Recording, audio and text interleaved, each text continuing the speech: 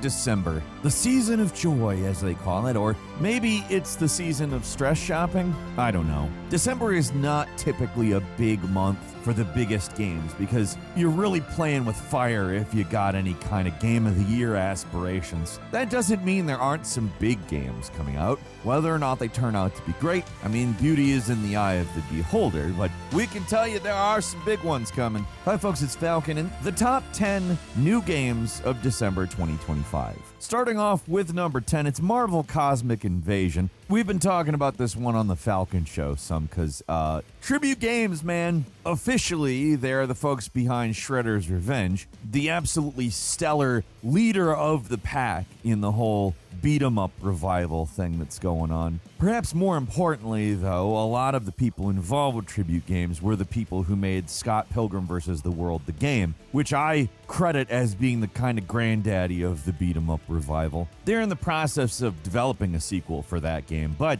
they're about to drop upon us what looks like a phenomenal follow-up to the old X-Men arcade game. This one sets you in the midst of an alien invasion led by Annihilus. You and two friends, if you so desire, pick from up to 15 Marvel heroes. You pick two of them because you can tag team switch between them for combos and stuff like that. It looks just wonderful. I mean, these guys are the absolute top of the line as far as pixel art goes in games like this. I cannot wait to play Marvel Cosmic Invasion. There is a demo out. I have at this point played it. It is, I cannot wait to play this game. I'm not going to have to wait too long either because it's launching on December 1st for pretty much everything. Windows, the PlayStations, the Xboxes, and the Nintendo Switches, all coming out December 1st. I know we're going to be there. Are you going to be there? I know one thing a lot of you aren't is actually subscribed to this channel. Believe it or not, tons of people, more people than not who watch these videos are not subscribed. And if they would, do us the kindness of subscribing. It helps us out a great deal. So if you enjoy what we do here, please do us a solid. Click subscribe. We thank you a ton for doing that, and we hope that it brings you stuff that you want to see. Again, huge thanks to everybody who clicked subscribe. Let's get back to the video. Moving on to number 9, it's Red Dead Redemption. The Old West is riding again. Obviously, this has already been released to modern platforms to some extent. But now we're getting it on PS5, Xbox Series, Nintendo Switch 2. We're getting it on iOS and Android, and we're getting it on Netflix games. Now, this is significant because if you got a phone and you have a Netflix account, you've got Red Dead Redemption. I mean, you don't have it yet, and when it does come out, you'll have it. That's friggin' phenomenal, because most of us do have Netflix accounts at this point, and most of us do have a phone. Now, granted, you're going to have to buy it if you buy it on PS5, Xbox Series, and Nintendo Switch 2, and that's a pretty hefty $49.99 purchase for a 2010 game. But if you do have the previous version, like you bought the PS4 remaster and you want it on PS5, you do get the upgrade for free. That's going to be landing on December 2nd, so if you're excited for playing Red Dead in 4K at 60 frames per second, in the case of with Nintendo Switch 2,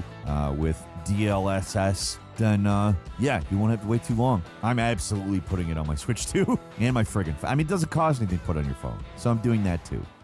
At number 8 is Skate Story. I don't know. The name of this game doesn't really, I think, prepare you for what it is. I don't know if you've seen videos of the demo of this game, but it's an indie skate adventure, yes. Skate Story, it does tell you that element of it, but it takes place primarily in hell. Like Satan handed you a skateboard and said, go skate to the moon and swallow it. If you can do that, you are free. This is not what maybe I would call it Demon Skate Story or Skate Nightmare or Underworld Skate Story. Like, I actually wasn't able to check out the demo on this, but there is indeed a demo of it, and I've watched some videos at this point this morning. I'm definitely interested. There is no other skating game that looks like this, and the controls look pretty smooth. I'm definitely going to give the demo a shot, and if that turns out to play as good as it looks, I'm going to pick it up on December 8th when it lands on PS5, Nintendo Switch 2, and PC. At number 7 is Code Violet. This game is certainly not officially Dino Crisis 4, but I mean, this is what Dino Crisis would look like if it was made now, right?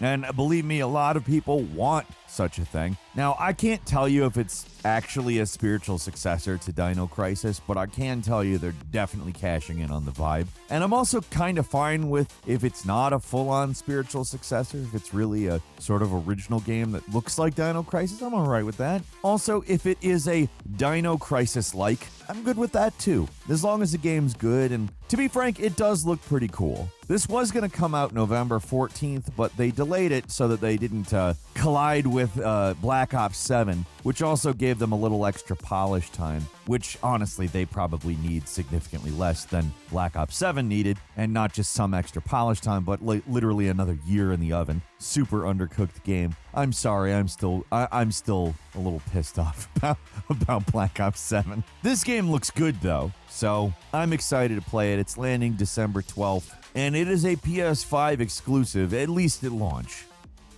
Moving on to number 6, it's Sleep Awake, the new game from Blumhouse Games, helmed by Corey Davis of Spec Ops: The Line fame, as well as Robin Fink of Nine Inch Nails fame. You play as Katja, and you wake up in the last known city on Earth, and if you sleep, you straight up vanish. That's the end. I mean, we don't really know if that's the end, but we know that anybody who sleeps disappears. You might be able to guess that because people aren't sleeping, everything around you is insane. There's cults and experiments and basically a vibe of sleep equals extinction. So it's a survival horror with stealth and puzzle solving, and honestly, it looks really interesting. Obviously, we know Spec Ops: The Line goes super hard with its themes, and Nine Inch Nails is Nine Inch Nails. I don't know what else to say about them, but clearly we have not gotten a game from Corey Davis and Robin Fink, so I don't know what the hell this is going to end up being. I can tell you it looks cool, and I will play it when it comes out December 2nd on PC, PS5, and Xbox Series. And number 5, Avatar: Frontiers of Pandora From the Ashes, a new story pack for Avatar: Frontiers of Pandora, which is timed to hit alongside Avatar: Fire and Ash.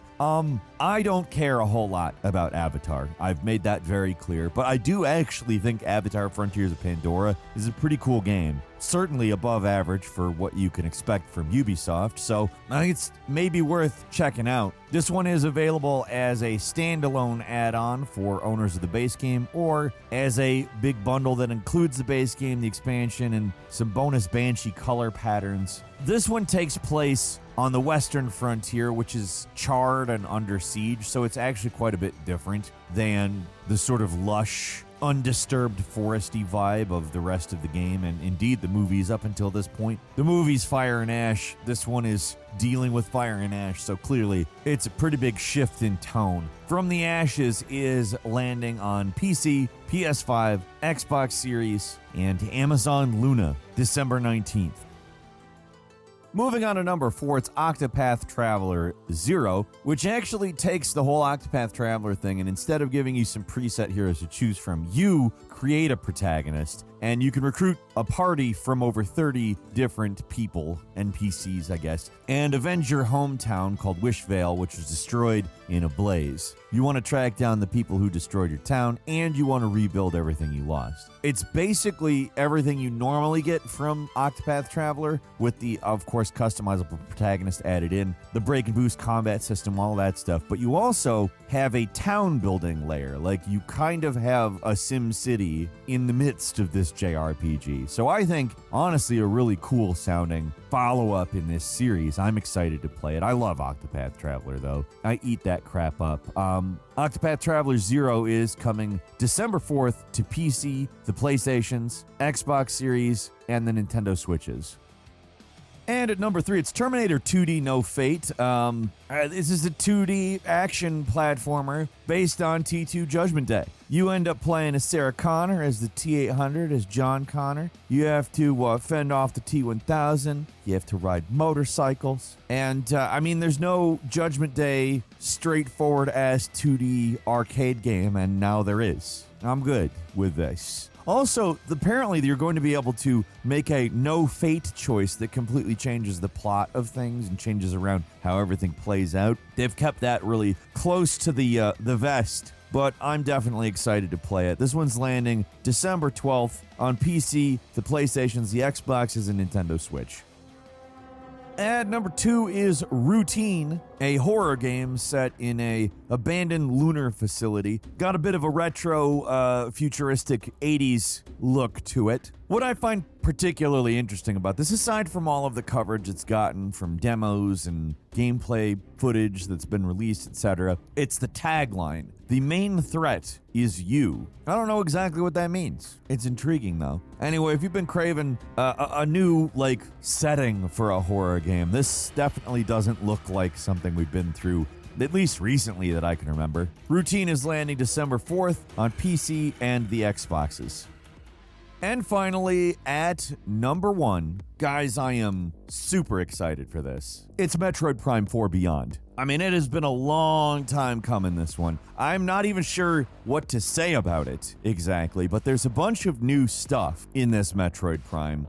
Yes, you got all of the stuff that you'd expect, the armor, the first-person perspective, the art style. It all looks just exactly like what I want, especially after the remaster of Metroid Prime a while back. But they're giving her new psychic powers. I don't know exactly what that means. I'm sure it probably means something like kinesis from Dead Space or something like that. But I'm just kind of interested in the new motorcycle. There's a motorcycle in this Metroid Prime 4. Yeah, you may not have caught it on the Nintendo Direct a couple of months ago, but it looks like we have an open world and you can traverse it with this motorcycle. And I think that's very interesting. I think it has an odd Death Stranding meets extreme action feel to it if you've looked at the footage. The main gameplay looks like it's back to being the absolute treat that Metroid Prime is. I'm honestly tickled pink about this whole thing. Metroid Prime 4 Beyond is landing as a Switch exclusive, of course, on December 4th. I do have some bonus games for you.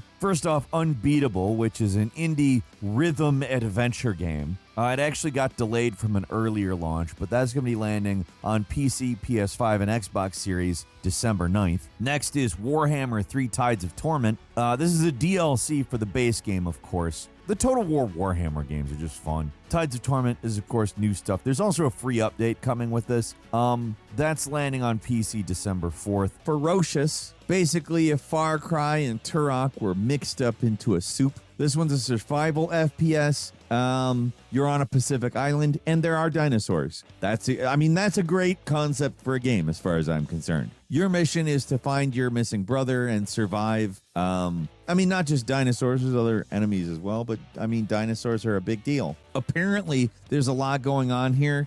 You can study the wildlife. You can look into the island's secrets. You can even form alliances. Like, you can befriend raptors, and you can sick them on unsuspecting mercenaries, I guess. It's an interesting looking game. Next is Ashes of Creation. Has a release. This is an early access alpha that's opening up on Steam. This is, of course, a big old MMORPG launching into early access on December 11th on PC. Moving on, we've got Destiny 2 Renegades, a big expansion with a new campaign. I'm not sure if this is going to help with the confusion problem that Destiny 2 kind of exists in, but Destiny 2 gameplay is still good gameplay. This is landing on PC, PS5, Xbox Series on December 2nd. And finally, we have a DLC expansion for Pokemon Legends ZA called Mega Dimension, which is coming to Nintendo Switch and Nintendo Switch 2 on December 10th.